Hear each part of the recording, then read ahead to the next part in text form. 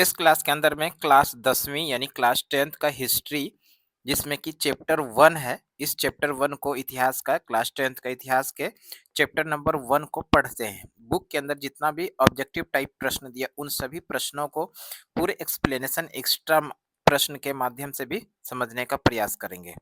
तो शुरू करते अंत तक बने रहिएगा। पहला प्रश्न है कि इटली एवं जर्मनी वर्तमान में किस महादेश के अंतर्गत आते हैं?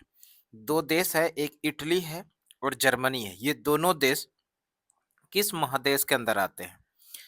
आप लोग ध्यान रखिएगा, इटली और जर्मनी ये दोनों जो आते हैं यूरोप महादेश में। ध्यान रखिएगा, इटली एवं जर्मनी किस महादेश के अंदर आते हैं? यूरोप में। और यहाँ पर यूरोप देखिए ऑप्शन सी के अंदर है। तो इस प्रश्न का जो सही आंसर होगा वो हो जाएगा option C is the right answer. अगला प्रश्न है, फ्रांस में किस शासक वंश की पुनर्स्थापना वियना कांग्रेस द्वारा की गई थी? सीधा सा प्रश्न पूछा गया है कि फ्रांस में किस शासन वंश की पुनर्स्थापना वियना कांग्रेस के द्वारा की गई थी? इसके पहले इसका सही आंसर समझेंगे। ये समझ लीजिए वियना कांग्रेस, इसी वियना कांग्रेस को वियना सम्मेलन के नाम से जानते हैं। वियना सम्मेलन, वियना सम्मेलन कहिए या वियना कांग्रेस कहिए, दोनों एक ही है। वियना सम्मेलन हुआ कब था? 1815 में। सीधा सीधा प्रश्न पूछा जाता है, वियना सम्मेलन कब हुआ? वियना सम्मेलन 1815 में हुआ। वियना सम्मेलन या वियना कांग्रेस दोनों एक ही है। इसी वियना सम्मेलन या वियना कांग्रेस के द्वारा यूरोप में पुरानी व्यवस्था लागू हुई, पुरानी शासन व्यवस्था लागू हुई थी। और ये पुरानी शासन व्यवस्था कौन सा है? बुर्बो वंश। कौन सा था? बुर्बो वंश। बुर्बो वंश की पुनर्स्थापना हुई थी। फ्रांस में बुर्बो वंश की पुनर्स्थापना जो हुई वो किस सम्मेलन के बाद हुआ? वियना सम्मेलन के बाद। वियना सम्मेलन कब हुआ? 1815 में। एक प्रश्न और आएगा, वियना सम्मेलन किनके नेतृत्व में हुआ था? वियना सम्मेलन जो नेतृत्व में हुआ था ये मेटरनिक के नेतृत्व में। यहाँ से सीधा प्रश्न पूछा जाता है, वियना सम्मेलन किसके नेतृत्व में हुआ था? मेटरनिक के नेतृत्व में वियना सम्मेलन हुआ था। इसमें देखिए 3-4 प्रश्न बनेगा। पहला प्रश्न बनेगा, फ्रांस में किस शासन वंश की पुनर्स्थापना वियना कांग्रेस के द्वारा की गई थी? तो ये शासन वंश था बुर्बो वंश। और यहाँ पर देखिए प्रश्न यही तो पूछा गया था। बुर्बो वंश ऑप्शन सी के अंदर है, तो इस प्रश्न का सही आंसर हो जाएगा ऑप्शन सी यानी बुर्बो वंश। फ्रांस में किस शासन वंश की स्थापना पुनर्स्थापना वियना कांग्रेस के द्वारा किया गया? तो बुर्बो वंश। और यहाँ पर प्रश्न पूछा जाएगा, वियना सम्मेलन या वियना कांग्रेस किस वर्ष हुआ? वियना सम्मेलन या वियना कांग्रेस जो हुआ था ये सम्मेलन हुआ था 1815 में। और प्रश्न इसी में पूछा जाएगा, वियना सम्मेलन के अध्यक्ष कौन थे, यानी किनके नेतृत्व में हुआ था? मेटरनिक के नेतृत्व में हुआ था। इसी वियना कांग्रेस यानी वियना सम्मेलन के बाद बुर्बो वंश की पुनर्स्थापना हुई। अगला प्रश्न देखिए, अगला प्रश्न है, मेजनी का संबंध किस संगठन से था? जोसेफ मेजनी की बात करते हैं।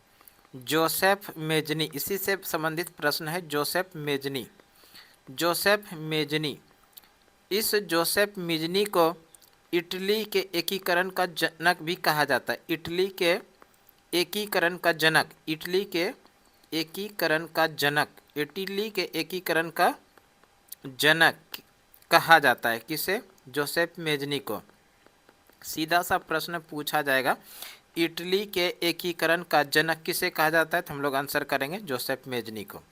जोसेफ मेजनी को इटली के एकीकरण का जनक कहा जाता है। इसी जोसेफ मेजनी ने एक संगठन बनाया था 1831 में जिसका नाम है यंग इटली।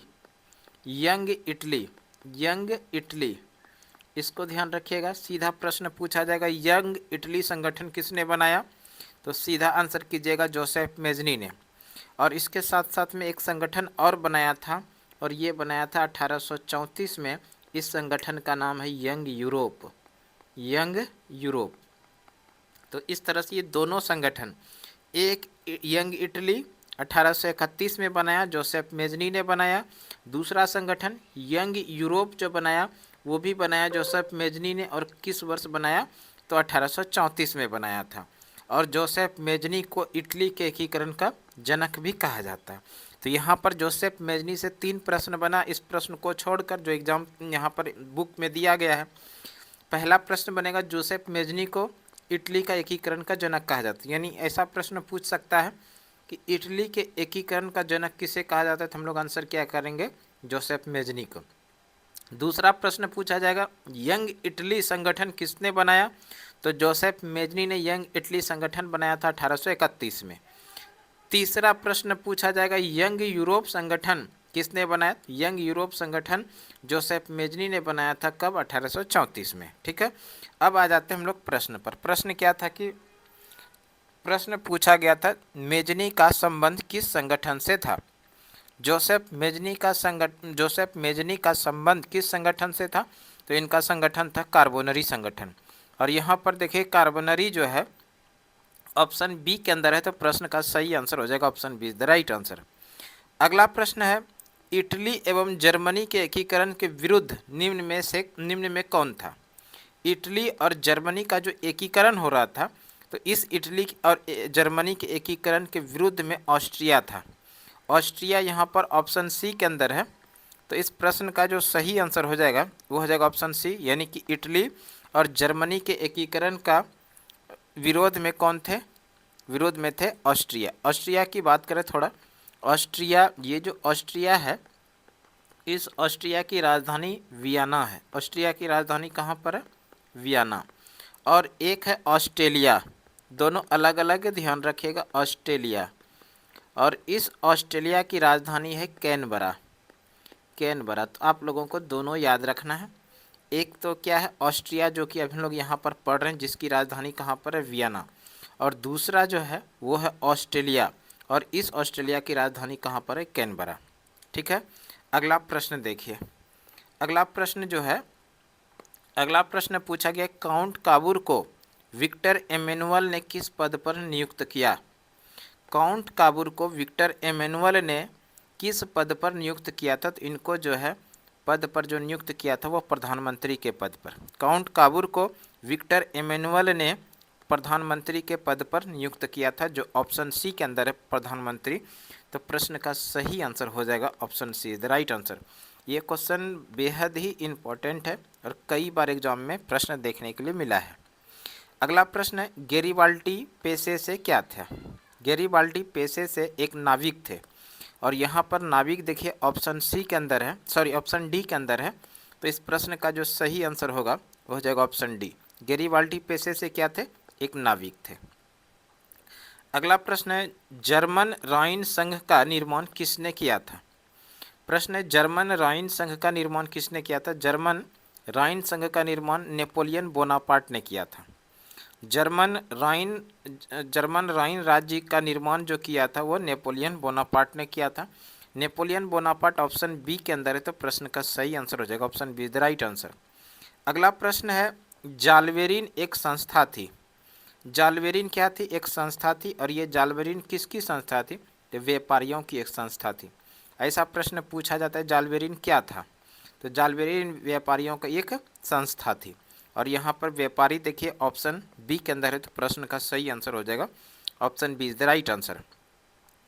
अगला प्रश्न है रक्त एवं लौह की नीति का अवलंबन किसने किया था।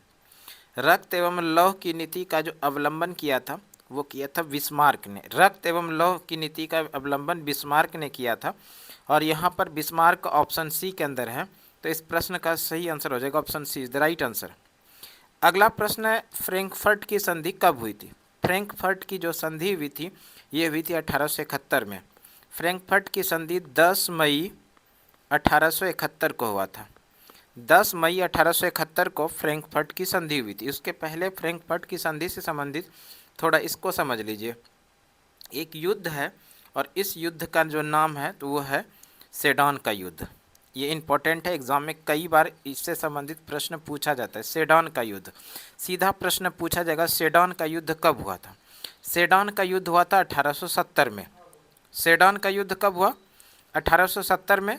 और इस सेडान का युद्ध किसके किसके बीच हुआ था, फ्रांस और पर्सा के बीच। सेडान का युद्ध हुआ 1870 में, फ्रांस और पर्सा के बीच में सेडान का युद्ध हुआ था। और इस सेडान के युद्ध में ये फ्रांस जो है हार गया था, परसा जीता था। और इसी सेडन का जो युद्ध समाप्त हुआ, इसके लिए एक संधि होती है जिसका नाम है फ्रैंकफर्ट की संधि। यहाँ पर इस तरह से भी प्रश्न पूछा जाएगा, सेडन का युद्ध किस संधि के द्वारा समाप्त हुई, तो हम लोग आंसर क्या करेंगे, फ्रैंकफर्ट की संधि। सेडन का युद्ध किस संधि के द्वारा समाप्त हुआ, तो वो फ्रैंकफर्ट की संधि थी। फ्रैंकफर्ट की संधि कब होती है, 10 मई 1871 को। फ्रैंकफर्ट की संधि हुई थी 10 मई 1871 को, और इसी फ्रैंकफर्ट की संधि के द्वारा जर्मनी का एकीकरण पूर्ण हुआ। ये बढ़िया प्रश्न है, इसको निश्चित रूप से आप लोग ध्यान रखिएगा। जर्मनी का एकीकरण पूर्ण हुआ था किस संधि के द्वारा, तो फ्रैंकफर्ट की संधि के द्वारा। फ्रैंकफर्ट की संधि कब होती है, 10 मई 1871 को। फ्रैंकफर्ट की संधि के द्वारा कौन सा युद्ध समाप्त हुआ था, फ्रैंकफर्ट की संधि के द्वारा समाप्त युद्ध जो हुआ तो वो सेडन का युद्ध हुआ था। और सेडन का युद्ध हुआ कब, 1870 में। और इसी से मिलता जुलता एक और युद्ध है जिसको बोला जाता है सोडोवा का युद्ध। सोडोवा का युद्ध, और ये सोडोवा का युद्ध जो हुआ था, सोडोवा का युद्ध हुआ था 1866 में। सोडोवा का कब युद्ध हुआ, 1866 में। और ये जो सोडोवा का युद्ध हुआ था ये किसके किसके बीच हुआ था, ये भी देख लीजिए। 1866 में सोडोवा का ऑस्ट्रिया और परसा के बीच में। सोडोवा का युद्ध कब हुआ, किसके किसके बीच हुआ, ऑस्ट्रिया और परसा के बीच में ये सोडोवा का युद्ध हुआ था। इस युद्ध में ऑस्ट्रिया की हार हुई थी और परसा की जीत हुई थी। ये सोडोवा का युद्ध अलग है जो कि 1866 में हुआ था, ऑस्ट्रिया और परसा के बीच में हुआ था। और इस युद्ध में ऑस्ट्रिया की हार हुई थी और परसा की जीत हुई थी। और यहाँ पर क्या है, सेडन का युद्ध। सेडन का युद्ध 1870 में फ्रांस और परसा के बीच में हुआ था। ठीक है, अब आते हैं हम लोग प्रश्न पर। प्रश्न क्या पूछा गया था, फ्रैंकफर्ट की संधि कब होती है, फ्रैंकफर्ट की संधि 10 मई 1871 को होती है। और इसी फ्रैंकफर्ट की संधि के द्वारा सेडन का युद्ध समाप्त होता है। सेडन का युद्ध समाप्त होता है। अगला प्रश्न देखिए, अगला प्रश्न है, यूरोप वासियों के लिए किस देश का साहित्य एवं ज्ञान विज्ञान प्रेरणा स्रोत है। यूरोप वासियों के लिए किस देश का साहित्य एवं ज्ञान विज्ञान प्रेरणा का स्रोत है, तो ये है यूनान। यूनान ऑप्शन बी के अंदर है, तो प्रश्न का सही आंसर हो जाएगा option B is the right answer.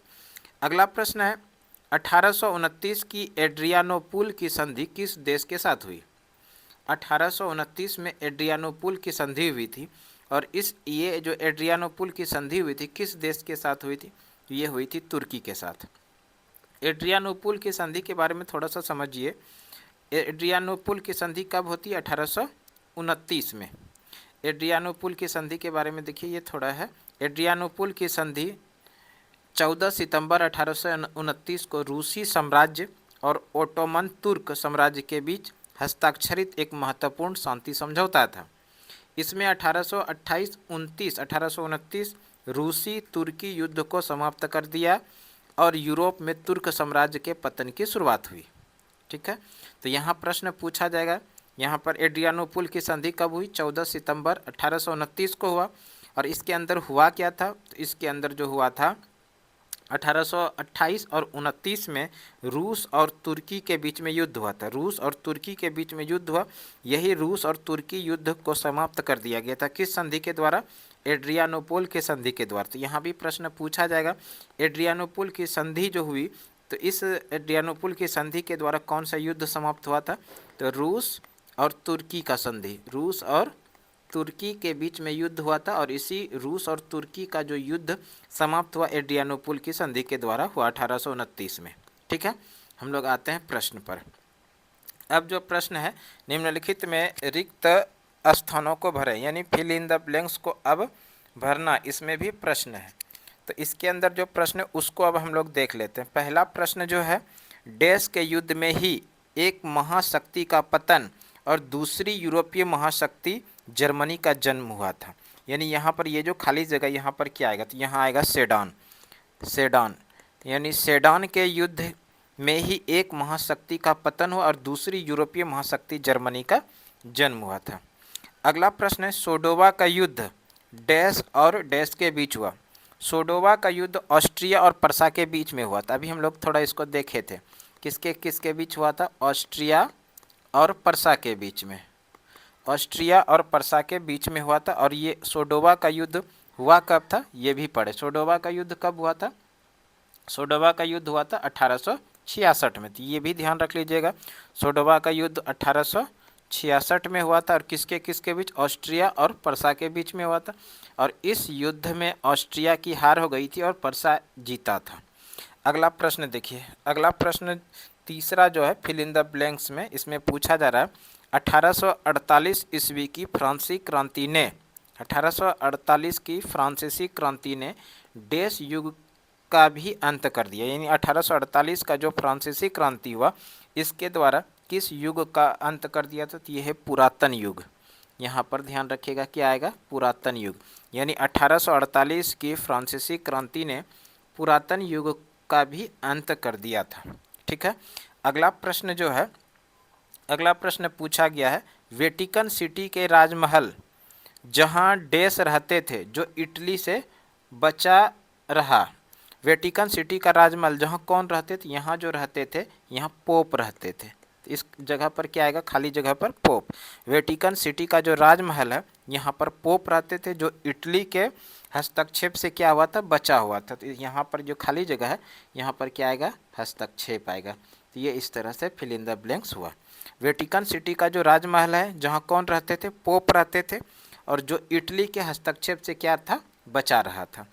अगला प्रश्न है यूनान को एक स्वतंत्र राष्ट्र घोषित करने के बाद बवेरिया का शासक डेस को वहाँ का राजा घोषित किया गया। यूनान को एक स्वतंत्र राष्ट्र घोषित करने के बाद बवेरिया के शासक, जिसका नाम है ओटो, यहाँ पर जो खाली जगह आएगा वो क्या आएगा, ओटो, ओटो को वहाँ का राजा घोषित किया गया। अगला प्रश्न है हंगरी की राजधानी कहाँ है। हंगरी की राजधानी है वुडापेस्ट। हंगरी की राजधानी कहाँ पर है, वुडापेस्ट। इसको ध्यान रखिएगा, सीधा प्रश्न पूछा जाएगा हंगरी की राजधानी कहाँ, तो हंगरी की राजधानी है बुडापेस्ट। ठीक है। अब अगला जो है, इसमें देखिए अगला में है निम्नलिखित समूहों का मिलान कीजिए। समूह ए को ओ को समूह बो से मिलान करना है। पहला है जोसेफ मेजनी। जोसेफ मेजनी का जो संबंध है वो है इटली से। जोसेफ मेजनी का संबंध किससे है, जोसेफ मेजनी का संबंध है इटली से, यहाँ तो मिलान किया हुआ ही है, तो इसको ध्यान रख लीजिए। हिगेल जो है ये एक दार्शनिक थे। बिस्मार्क जो है, ये बिस्मार्क जर्मनी का एक चांसलर था। विक्टर एमेनुअल राजनीतिज्ञ था। ठीक है। अगला देखिए, अगला फिर से बोल रहा है कि समूह ओ को समूह बो से मिलान कीजिए। वियना सम्मेलन। वियना सम्मेलन जो हुआ था ये 1815 में हुआ था, और 1815 देखिए यहाँ पर डी के अंदर है, तो ये 1815 इससे मिल जाएगा। दूसरा जो आएगा मेटरनिक का पतन। मेटरनिक का पतन 1848 में हुआ था। 1848 ईस्वी यहाँ पर सी के अंदर है, यानी इस तरह से मेटरनिक का पतन 1848 में हुआ। इटली का एकीकरण, इटली का एकीकरण 1870 में हुआ था। इटली का एकीकरण कब हुआ, 1870 में, और 1870 देखिए ऑप्शन बी के अंदर है। अगला जो है सेडान का युद्ध। सेडान का युद्ध 1871 में हुआ था, और हम लोग पढ़े भी थे। सेडान का युद्ध किसके किसके बीच हुआ था, सेडान का युद्ध हुआ था फ्रांस और पर्सा के बीच, फ्रांस और पर्सा के बीच। और इसी सेडान के युद्ध के बाद यहाँ पर हुआ था कौन सा संधि, जिसको फ्रैंकफर्ट की संधि कहा जाता है। अगला भी मिलान करना है। समूह ओ को समूह बो के साथ मिलान करना है। इसमें मिलान करते हैं। पहला है कोसुत।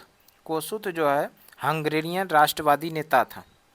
हंगेरियन राष्ट्रवादी नेता थे कोसुत, और यहाँ पर हंगेरियन राष्ट्रवादी नेता बी के अंदर है, तो इस तरह से इसका मिलान इससे हो जाएगा। एड्रियानोपुल की संधि। एड्रियानोपुल की संधि कब हुई थी, 1829 में हुई थी। 1829 ऑप्शन सी के अंदर है, तो यहाँ पर ऑप्शन सी आ जाएगा। यूनान की स्वतंत्रता। यूनान की स्वतंत्रता जो होती है 1832 में होती है। 1832 ऑप्शन डी के अंदर, यानी कि इसमें मिलान जो है यहाँ डी के अंदर है। उसके बाद है चौथा जो है पोलैंड में आंदोलन।